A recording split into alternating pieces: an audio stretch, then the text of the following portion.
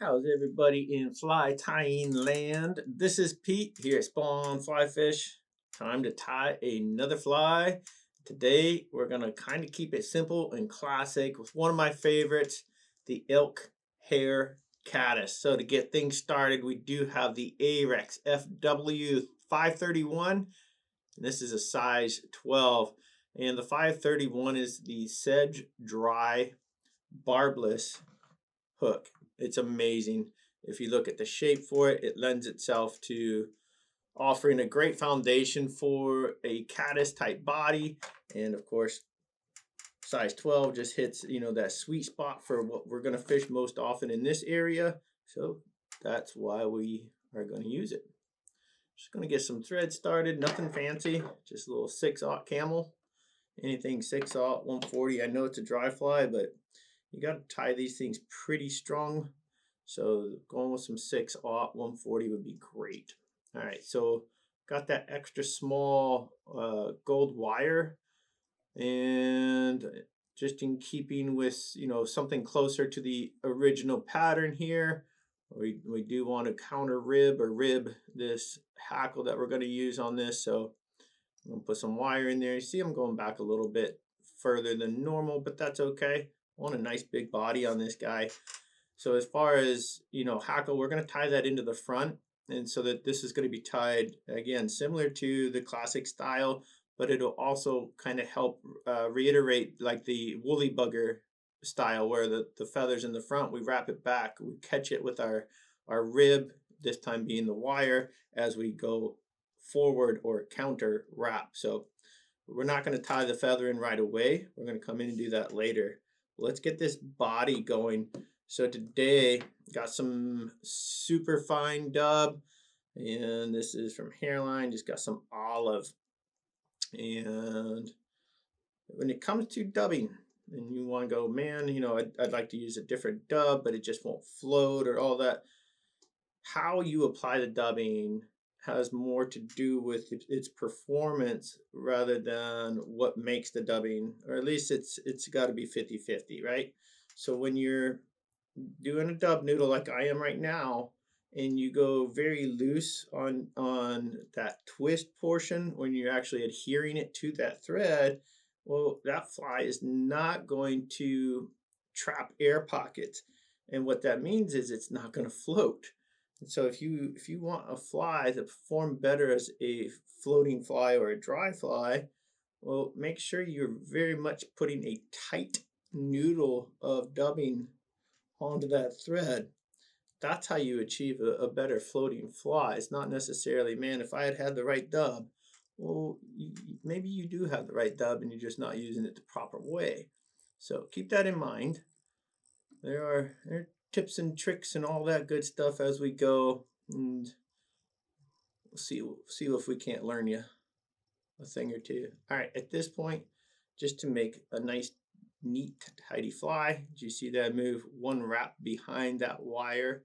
And now we're just going to simply start wrapping back forward. And because it is a nice tight body, you can see like it's showing segmentation simply from wrapping that noodle. That's a pretty good indicator that dubbing's tight, and that's what we want. I'm just going to add a little bit more here and keep on wrapping this thing up. And that should be just about right. There we go. Beauty. Nothing to it. So that's a pretty tight body that is just going to float like a cork, because the water is going to have a tougher time penetrating through because of how tightly adhered or wound those fibers are to that thread. So keep that in mind. And now, so this is my favorite saddle right now. It's a Hebert Minor, and I don't often, get too crazy on saddles, but this one's just amazing. It's a variant. So I picked a feather I thought would work well with this. And yes, at the base on this one, not at the tip, I've cleaned out a nice little tie-in area or section. I'm just going to pull that forward so I don't get a crazy first wrap there. Remember, we don't want to ever tie right up to where our fibers start. See that little clean space there at the bottom? That's what we're looking for. Let's go ahead and trim this butt out. And like so. Go. And now I just don't want this thread on the inside, right? I want it on the outside or front. So there we go. And again, I told you it'd be much like a woolly booger. So now it's just evenly spaced wraps on the way back. Nothing crazy. Take your time. And that's our last working wrap. But we've got to get to that wire. And so this will be our final wrap. There we go. Cinch that wire down. Make sure you've caught that before letting go. And then it's the wiggle deal, right? We don't want to trap all these beautiful fibers that we've laid down. So be patient. Very much work that wire all the way through as you move forward in, again, evenly spaced wraps. And you're trying to kind of emulate or match the spacing that we did on the way back. Obviously, this is slightly tighter, but it's going to work just fine. There we go. Slip it through there. As you see, if you're paying attention as you go, you'll notice where it traps, and you go ahead and give it that little extra shimmy, and it won't trap. That's what we're looking for. All the fibers back, and we can tie off our thread. So what I've done here is ensured that I am not crowding anything in the front. I want plenty of space for laying down this elk wing. So after I've trimmed that wire, I do make a conscious effort to crimp it back over itself like so.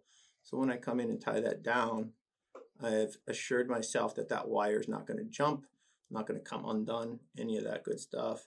And then as far as this guy, just yank that out because you trapped it with the wire. Boom. Nothing to it.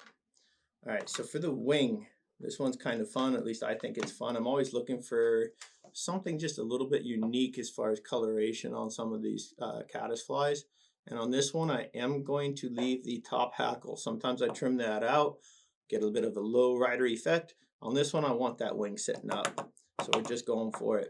But for the wing today, I'm using something a little bit different. I'll give you a little shot here. So it's not the bleached elk hair you're used to using. This is Elk Rump. Specifically, this is dyed in the golden stone color.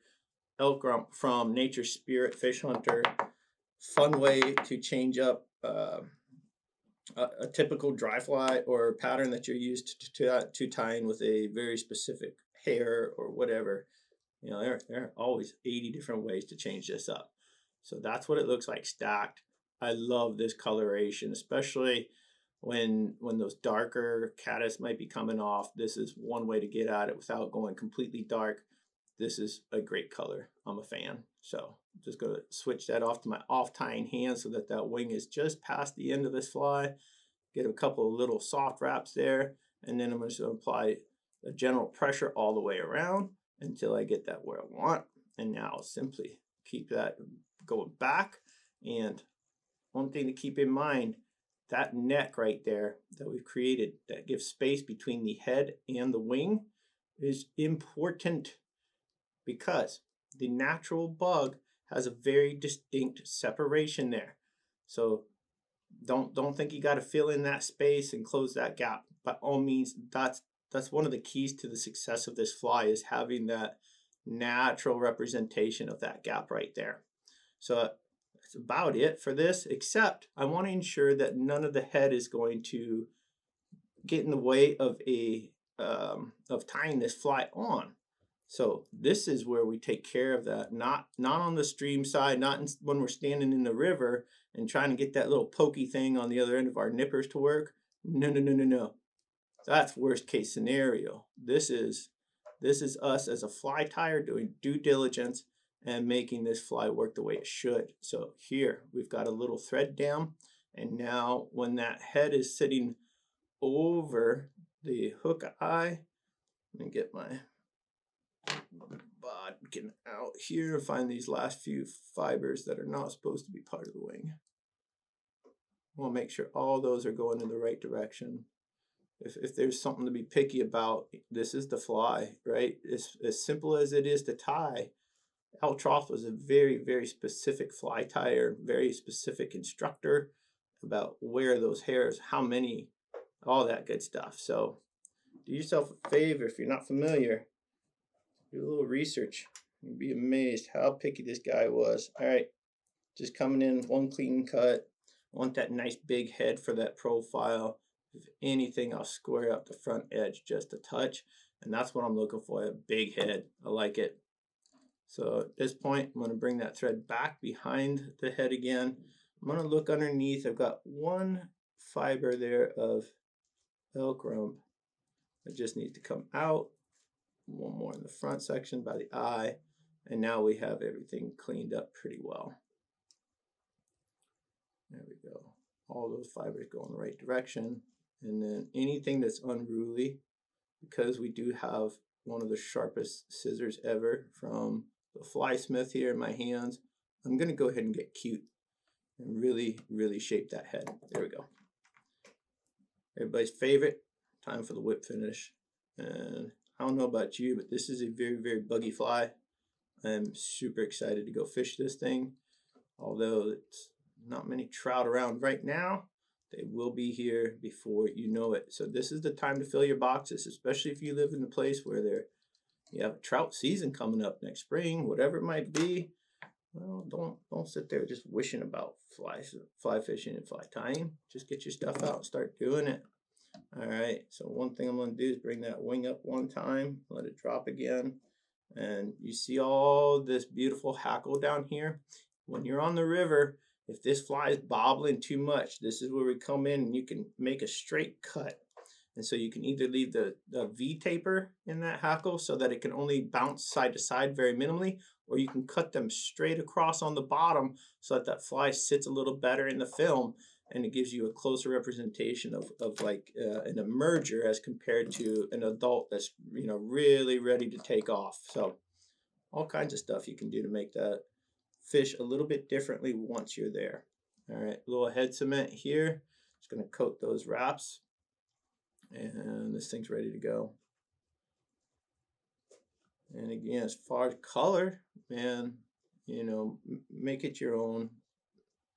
A lot of different options out there as far as color for the body, color for the wing, and all that good stuff. So don't be shy.